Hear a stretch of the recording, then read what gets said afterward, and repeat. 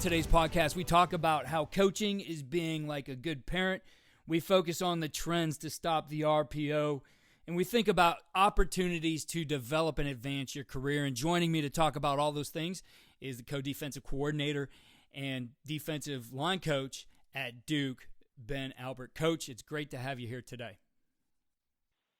It's great to be here. I really appreciate being able to sit down and talk to you about the profession. Coach, for you, when you look back at the beginning of this, what was it that really made you want to become a football coach?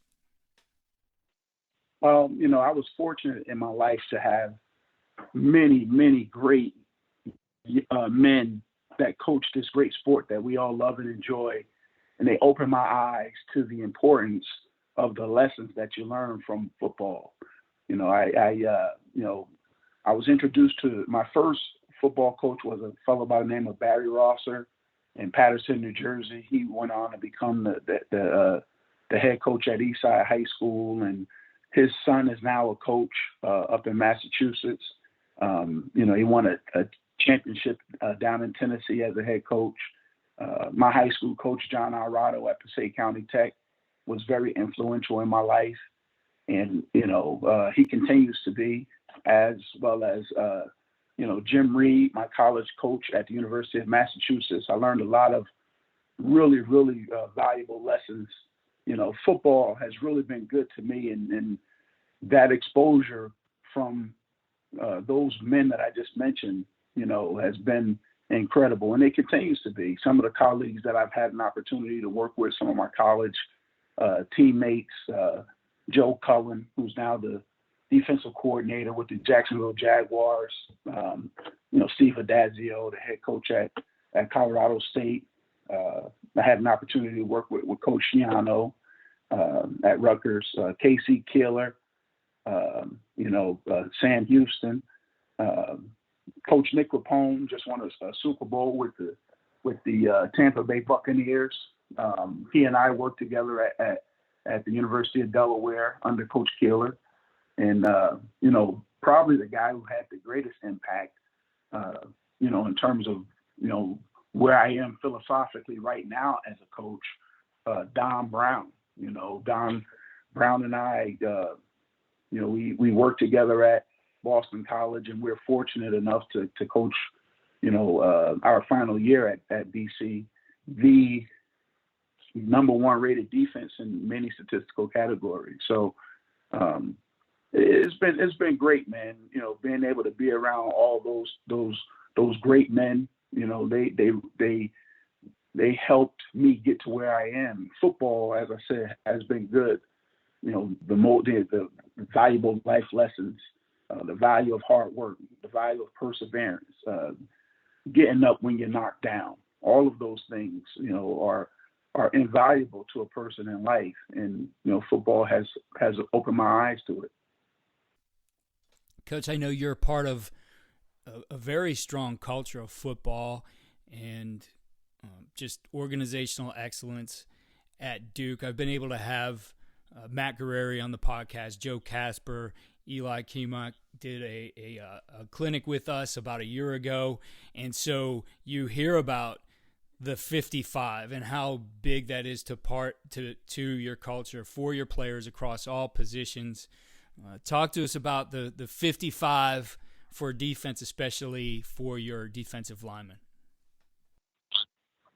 Well, the 55, for those out there that don't know what Keith is referring to, is the foundation of our program here at Duke. Every drill that we do has a component of the 55. Every play in football has the 55. The 55 is all over the place.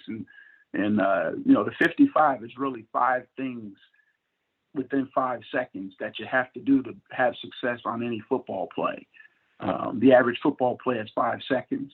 And those 5 things that will dictate your success or failure are alignment, assignment, effort, execution, and finally finish.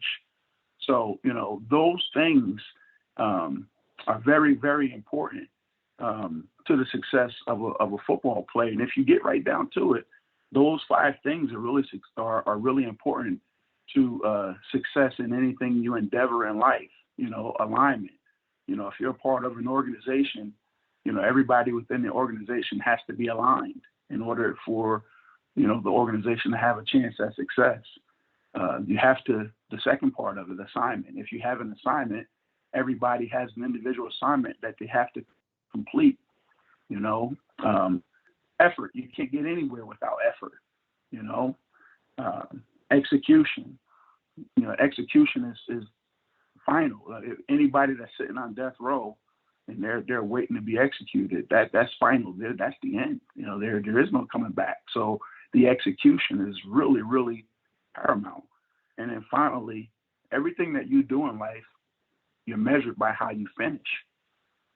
So if you apply the 55 to life, the way that we apply it to everything that we try to do here at Duke, you'll be able to find success. We try to, promote simplicity because there's a beauty in being simple. When everybody knows the task at hand, they're able to execute with a high level of efficiency, and it leads to a path of success. So the 55 is very, very, very important. And the idea of the 55. I was introduced to it when I became a part of this program. That's one of the first things you learn when you come to Duke, whether it be as a staff member, whether it be as a support staff member, a player, anybody that has a hand in our program knows and understands the value of the 55. And, it's really, really, really, it really opened my eyes to, a lot of different things, how you go about doing things and the application of it. I try to apply the same types of things at home with my family. So it's been great. A lot of times in football, you see someone will see that this program over here does something a certain way, and so you cut and paste and try to do it that way. But for you guys, you definitely have thought things out on how it's going to work best for you. Your guys face some things that are unique to your university and that they have some very rigorous academics that have to be an important part of their experience there. So you guys find a way to be efficient, right? So whether that's your meetings or your practices, you guys find an efficiency that you're going to get everything that you need to done, yet at the same time be able to go out and do what you need on game day because you've covered everything. So talk to us about how you do that and the way that you guys work to be efficient. Well, again, it goes back to all the different components that we just talked about. Everybody having a discipline, to follow, all the different things that we need to get done as an organization. We know who we are. We know what we stand for, and it comes from the top. Coach Cutcliffe, has a very, very clear vision of what this program is all about, and we all understand what that vision is. Our thing is, we're probably not going to sign a class of 4 and 5 stars, but we feel like we can find 3 stars that have the ability to maximize themselves at the level of potentially of being a 4 and sometimes play as if they are a 5-star. We are a developmental program, and we're very proud of that. We've had guys that have come through that we've been able to cultivate and to develop, and they've been able to maximize themselves and reach their full potential.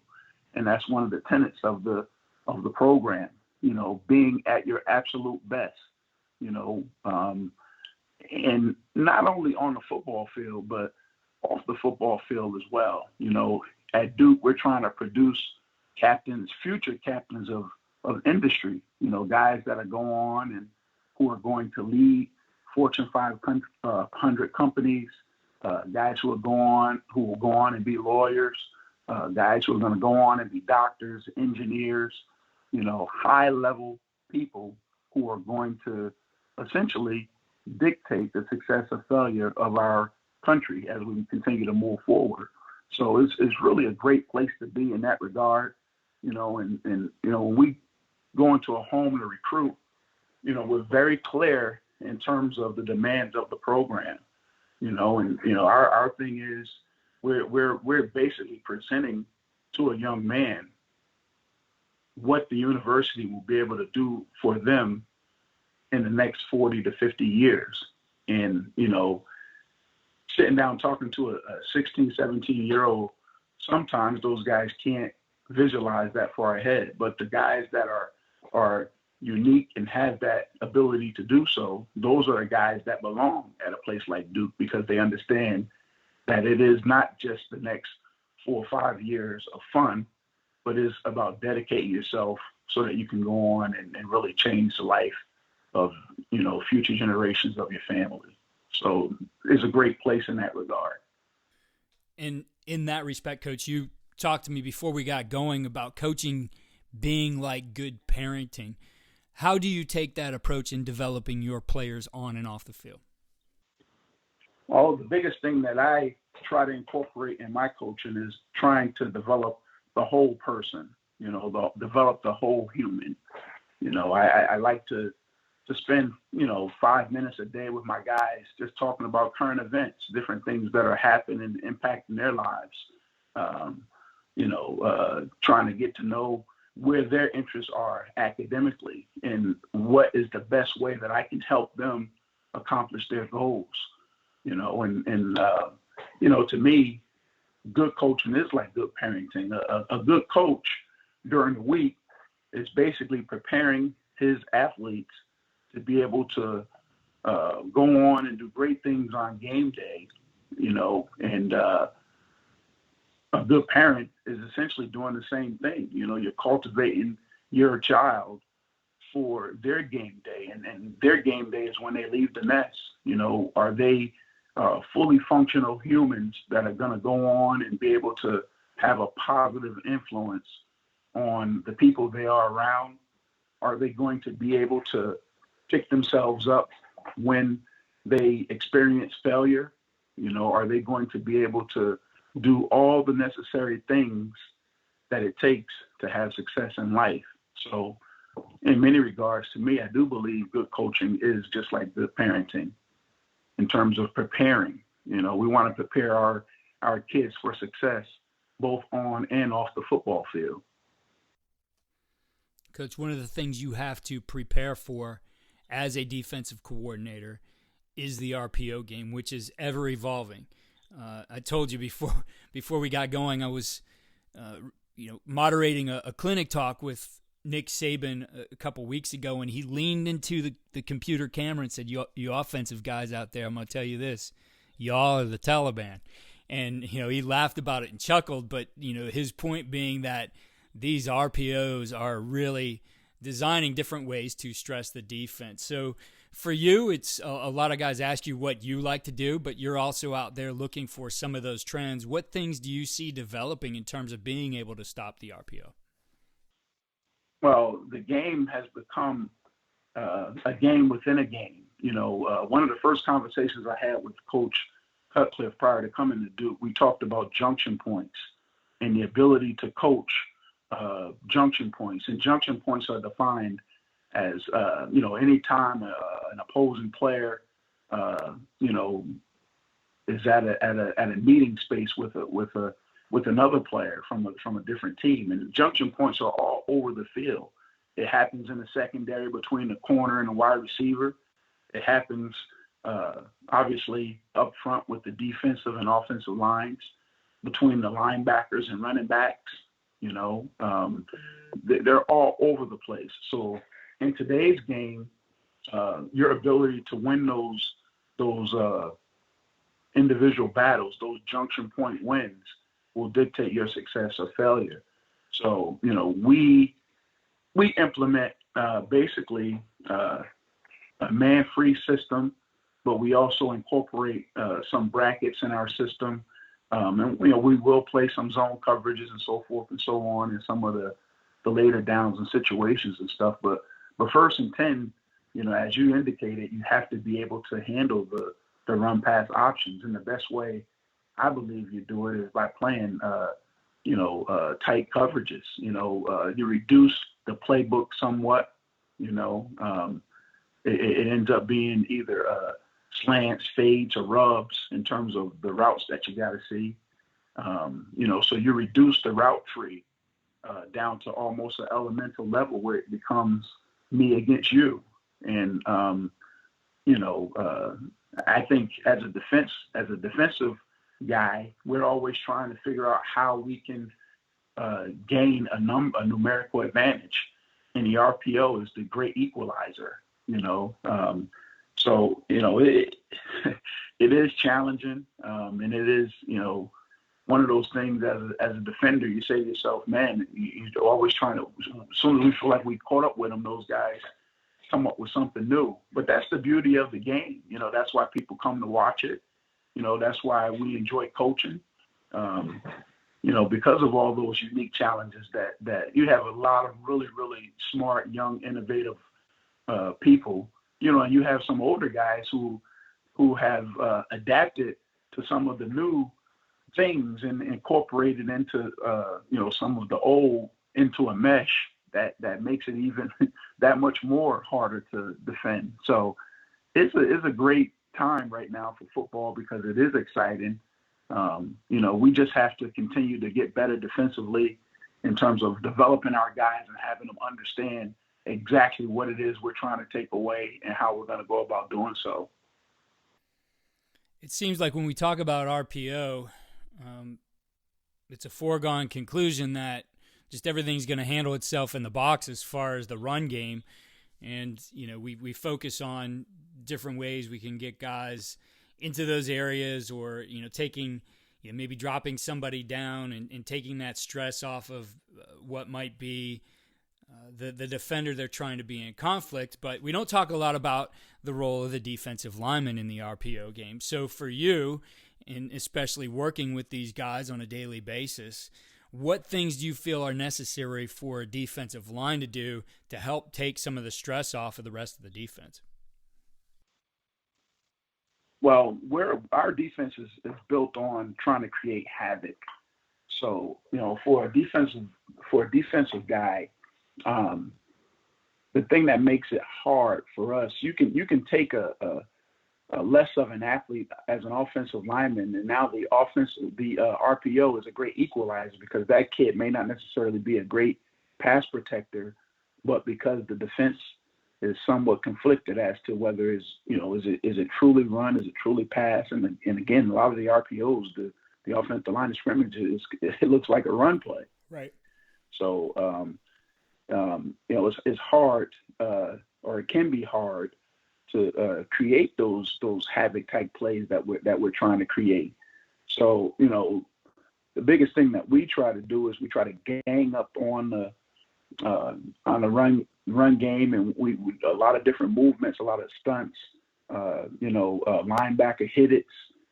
We try to do a lot of different things to disrupt the read portion of the play to try to create where they're trying to create conflict for us. We're trying to eliminate that conflict and put the stress back onto the quarterback to make the right decision. So, that's one of the things that the biggest thing is for us to just be able to, win those one-on-one engagements as best we can up front. When you look at the starting point, the front, right? The front's going to be a starting point because you can move from it. But for you, what fronts do you like in particular to be able to help your guys maybe, take stress off of some of those second-level defenders who are being put in conflict just as a starting point? Is there something you favor in terms of the way you're going to line your guys up to start? Well, the original start, the infant phase of what is now the RPO started with the zone read, and it started off as a read primarily at the defensive end. Now it's advanced to the stage where now a quarterback or an offense could have in their arsenal the ability to read a defensive end They could have the ability to read a 3 technique. They could have the ability to read a linebacker or a third level defender potentially. So, the multiplicity of fronts for us is very, very, very important. We will incorporate different things in our system where,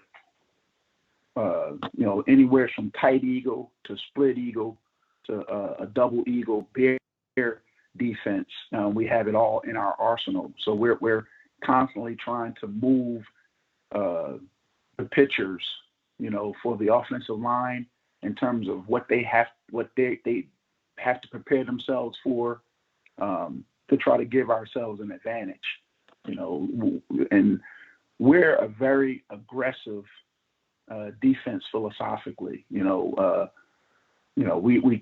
it's very, very simple in terms of the techniques that we teach, but it may be, we might be in double eagle on one play, and then the next play we might give the presentation of split eagle, but then we'll have a linebacker that might be inserting to create the double eagle look. So we do a lot of different things that way. We have within our system the ability to play an odd spacing defense, so we're trying to do everything we can to try to create as much conflict as the offense is trying to do to us, so that's philosophically what we try to get done. And for our listeners, Coach was part of the Lawrence First and Goal Clinic, and all of those talks, if you did not attend the clinic, have been turned into coaches on, or excuse me, let me start that over, Peter. All of those clinics have been turned into courses on CoachTube, which continue to benefit Lawrence First and Goal Foundation for Pediatric Brain Tumor Research and Cancer Services. So I highly recommend checking Coach Albert's clinic talk out, which he covers all the different drills, the reads, pass rush, defeating blocks for defensive line. I think it's one of the best resources out there. Again, I'll put that link in the show notes. So speaking of clinics, Coach, and we've been through this off season over a year now of Zoom clinics. We've lost the real world. We haven't been able to go to spring ball, but when you look at the young coach out there, or that coach who's looking to advance his career, maybe move up levels, what advice do you have for those guys to best be able to increase their opportunities in this profession? One thing that I encourage the young guys to do is to be a sponge.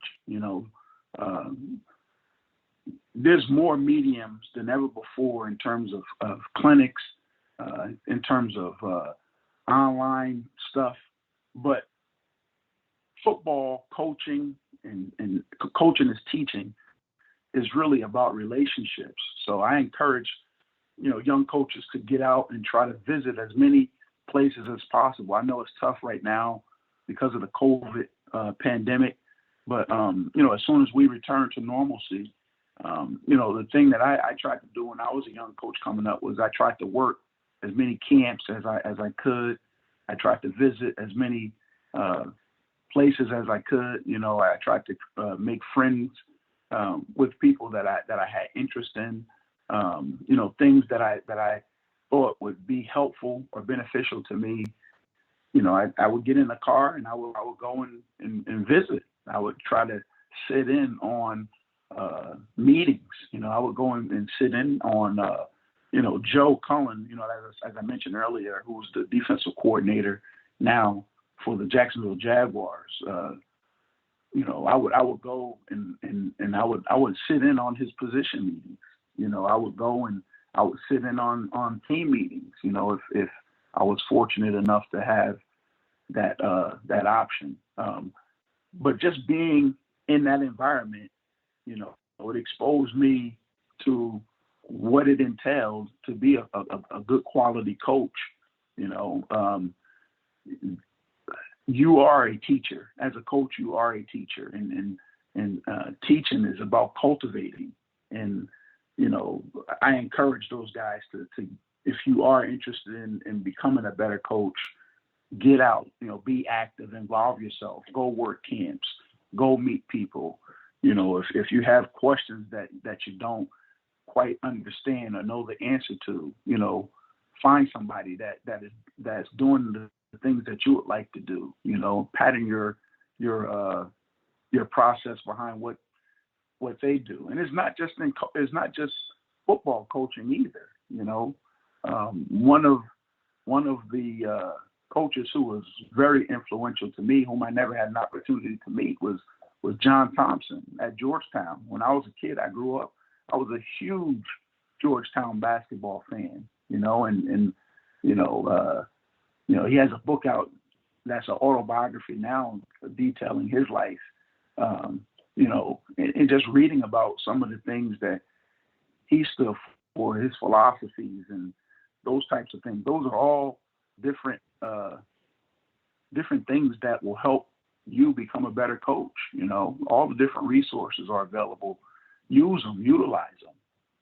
But again, the most important thing is being active, being fully engaged in the process so that you can be the best absolute coach that you can be. Coach, that's some great advice, and I highly recommend when things open up, especially being able to get out to spring ball. It's always harder, obviously, during seasons. You can't do that. But if you have the opportunity to go to spring ball practices, and it doesn't have to be the biggest schools out there either. It could be some of your local Division II or Division III schools, and just go see how guys coach. I think it's something, don't get lost in this digital world. Because remember, all that information you're getting is good, but it's going to boil down to how you do it on the field. And the best way to develop there is to be out and see people actually doing it and learning from that as well. Coach, a lot of great discussion here, a lot of great topics that you brought up. But when you look at all you do as the coach, what's the one thing you do that you really feel gives your players, your unit, the winning edge? One of the things that I think we do a great job with is putting our guys in position to be successful. You can't fit a square peg into a round hole. So you have to find out what your kids do best, and sometimes you have to tailor your attack around what your kids do best. It's not about this is my system. It's about what can my kids learn. What can we incorporate into our package that will help us be at our absolute best? One prime example of that, we had a young man the past 4 years by the name of Chris Rumpf, who was a little undersized. We recruited him out of Bucos High School down in Florida. And, when you put his tape on, you could see how productive he was as a high school prep guy.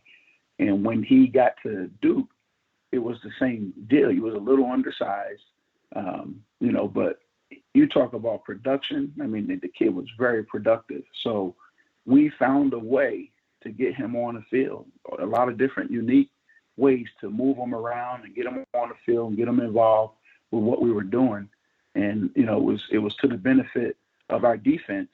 And, we were able to utilize our personnel as best as possible. So I think one of the my winning edge, I believe, is my ability to be flexible with my guys and try to figure out exactly what we do best and try to, maximize it, within the confines of our system. Or if it's outside of the confines of our system, being smart enough to come up with different ways that we can utilize it. Coach, for our listeners out there who might have a guy who fits well in that Duke culture as well as academically for the university, what are your recruiting areas out there? Well, I recruit primarily. I have all of New Jersey. I have the Baltimore, Maryland area.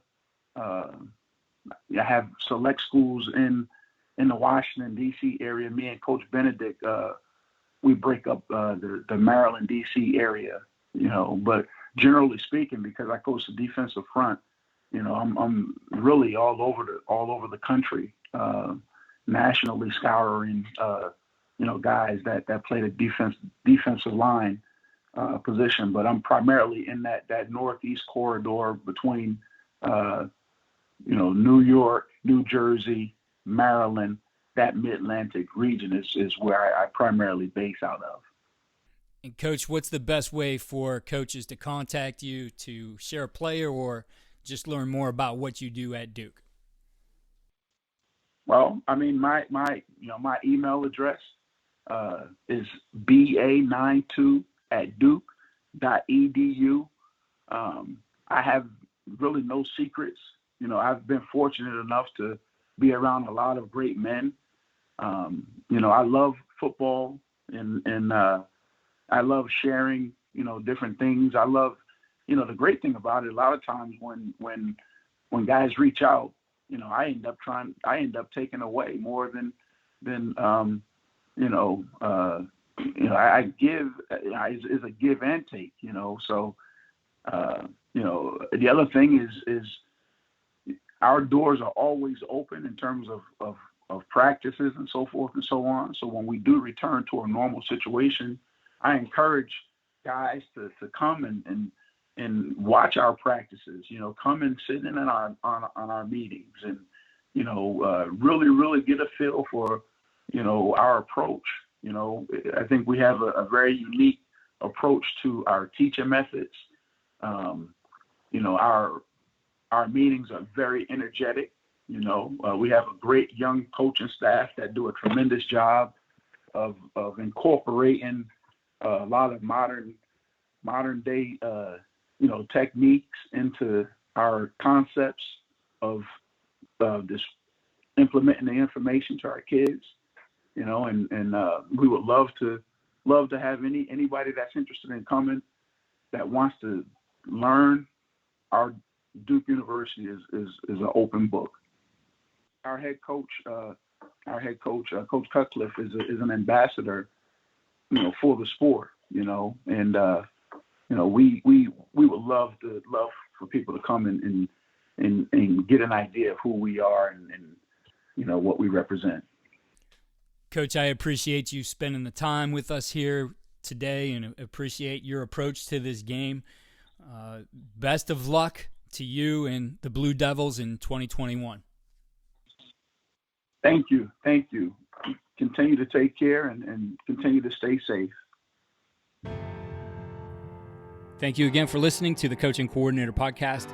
Please, if you are enjoying the podcast, head over to iTunes or Spotify and click 5-star for a rate. If you have a minute, write a review. It really helps the podcast. Check out our new home for the Coaching Coordinator Podcast. That's at coachandcoordinator.com. And follow me on Twitter at Coach K. Grabowski.